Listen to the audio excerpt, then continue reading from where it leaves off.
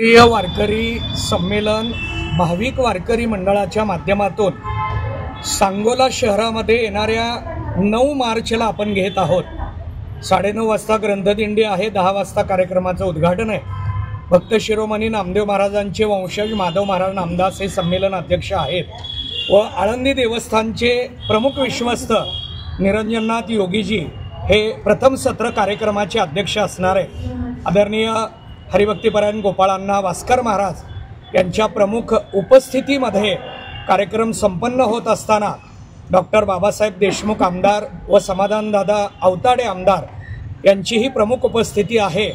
राजा मानेसाहेब, भागवत चौरे महाराज, बळीराम नाना जांभळे महाराज ही केंद्रीय पदाधिकारी यांच्या मार्गदर्शनाने हा कार्यक्रम संपन्न होत असताना महाराष्ट्रातील प्रत्येक जिल्ह्यातील भाविक वारकरी मंडळाचे पदाधिकारी याला उपस्थित राहणार आहेत।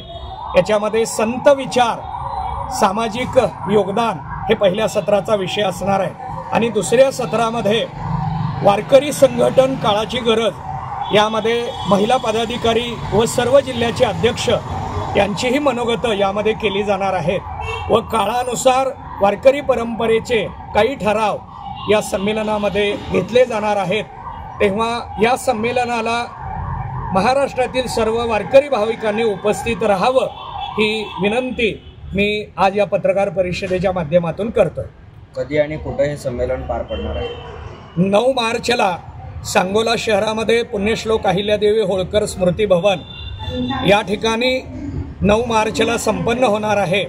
प्रदेशाध्यक्ष ज्योतिराम चांगमले महाराज व ज्ञानेश्वर माऊली बगरे, जिल्हाध्यक्ष जिल्हाध्यक्ष बिरा बंडगर हे याचे प्रमुख परिश्रम आणि व्यवस्थापक असतील। सतीश भाऊ सावंत हे सुद्धा यामध्ये प्रमुख व्यवस्थापन पाहत आहेत। जनमत सबस्क्राइब करा, लाईक करा, शेअर करा। आपल्या हक्काचं आपलं न्यूज।